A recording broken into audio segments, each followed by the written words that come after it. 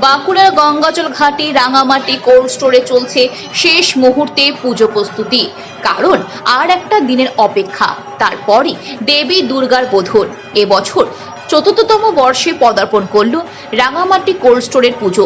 এবারে থিম ভাবনায় রাখা হয়েছে বাঁকুড়ার পোড়ামাটির আদলে মায়ের আরাধনা। সুনিপুণ হস্তে পোড়ামাটি এবং থার্মোকল দিয়ে নির্মিত হচ্ছে পুজো মণ্ডপ। মণ্ডপ জুড়ে ফুটে উঠেছে অসাধারণ কারুকার্য। বাঁকুড়ার নিজস্ব শিল্প পোড়ামাটির শিল্প। এই শিল্পকে বাঁচিয়ে রাখতে তাদের এই থিম ভাবনা, এমনই জানাচ্ছেন পুজো কমিটির সদস্যরা।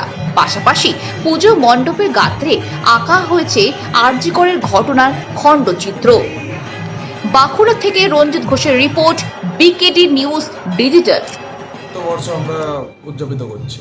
আচ্ছা, কি থিম রাখা হয়েছে এবারে আমরা যেহেতু বাঁকুড়া হচ্ছে আমাদের পোড়ামাটির জন্য বিখ্যাত, আপনারা সকলেই জানেন, তো আমরা ওইটাকেই আদল করে ধরে মায়ের আরাধনা করার চেষ্টা করছি।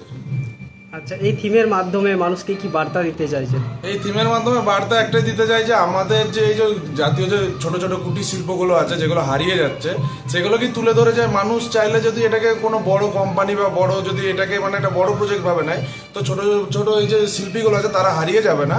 এবং সাথে সাথে এটা একটা মানুষের কাছে মানে আমাদের যে পশ্চিমবঙ্গে বাঁকুড়ার মধ্যে একটা সুন্দর একটা শিল্প সারা ভারতবর্ষ সারা পৃথিবীর কাছে চাইলে আমরা সেটা হচ্ছে তুলে ধরতে পারি। সেটাই আমার একটা ছোট্ট প্রয়াস। এবার বাকিরা হচ্ছে আপনাদের মাধ্যমে এনাদেরকে যত আগে নিয়ে যাওয়া যায় তাদের হচ্ছে মানে সেইভাবে তারাও, আমি চাই যে বাঁকুড়ার এই জিনিসটা সুপ্ত না থেকে মানুষের কাছে প্রকাশ পাক। আচ্ছা, মূলত কোন কোন জিনিস ব্যবহার করা হয়েছে? এখানে মূলত হচ্ছে আপনার পোড়ামাটির ব্যবহার করা হয়েছে। পোড়ামাটির সাথে সাথে হাতের খুব সুন্দর সোলার কাজ এবং হচ্ছে ছোট ছোট যে কাপ থেকে শুরু করে এবং হচ্ছে আমাদের যে পাটকাঠি থেকে শুরু করে এই জিনিসগুলো যেগুলো হচ্ছে আমরা খুবই সহজে অ্যাভেলেবেল এবং বাঁকুড়ার নিজের জিনিস, এগুলো বাইরে থেকে কোনো আনা জিনিস নয়।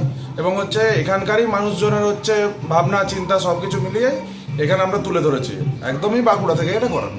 কতটা দর্শনার্থীর ভিড় আশা করছেন? আগের বছর তো আমাদের মোটামুটি 5 লাখের মতো 5 দিন হয়েছিল, এবারে আশা করি যে ডবল তো হওয়া উচিত।